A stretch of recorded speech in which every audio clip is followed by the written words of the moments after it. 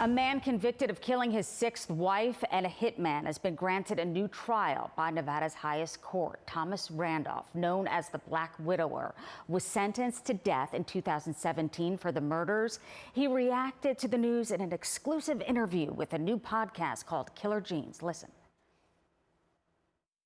I'm just happy as can be because, as I've told everybody, I didn't do this. I didn't kill Becky. I didn't kill Sharon. And I think I'm more happy, not with the fact that I'm getting a new trial.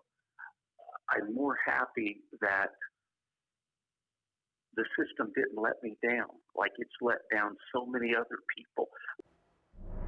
The hosts of Killer Genes are with me now, Melissa McCarty and Kelly McClear, Emmy-nominated journalists, and you may recognize Melissa from HLN Sex and Murder. Melissa, I'll start with you. He was on death row. So what led to this? What led to him getting a new trial? I know you've been in contact with him for some time. Susan, for 3 years, I've been talking to Thomas Randolph. Now, this is what happened. During the murder trial of 2017 in Las Vegas for the death of his sixth wife, Sharon, and alleged hitman, Mike Miller, prosecutors at the time were allowed to bring in prior bad acts. And within that, they brought in evidence and testimony from another murder trial 30 years prior for the death of his second wife, Becky Galt.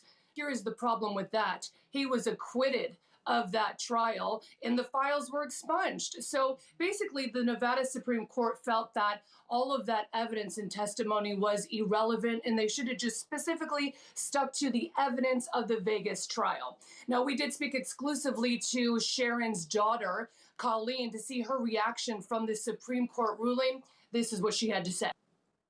You can't get out. He is a killer. He will do it again. He's just such an evil person.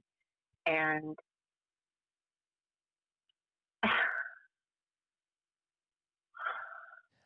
well, I was going to ask if anything has changed all these years, if you still feel to your core that he plotted to have your mother killed. Oh, yes. Oh, he did it. There is no doubt. Now, Colleen goes on to tell me that she believes Randolph is evil, and she plans to show up to court every single day. This is going to be his third murder trial. Now, Susan, Randolph stays adamant that he is an innocent man, and he only shot Mike Miller in self-defense. Wow, I get the chills listening to that woman saying he will do this again. Kelly, he's been tried for murdering 2 of his 6 wives. Do you know, Kelly, if he could walk free? Well, here's the thing. He's known as the Black Widower because 4 of his 6 wives are dead. 2 died from gunshot wounds, Sharon and Becky Galt, who he was later acquitted of, and her death ruled as suicide. A 3rd wife died of cancer, and a 4th wife died under medical circumstances. However, the prosecution in Las Vegas feels that her death may have been suspicious. Now, during the Las Vegas trial, also during Sharon's death, is that a 5th wife came forward stating that she felt that at one point Randolph may have tried to kill her. Now, during this new trial, the defense is probably going to want to try and cut some sort of deal. However, the prosecution is going to want to move forward with taking him to trial again because they believe he is a complete psycho and sociopath. And we're looking at shots of him as you're speaking from 1988 and speaking about your new podcast called Killer Genes.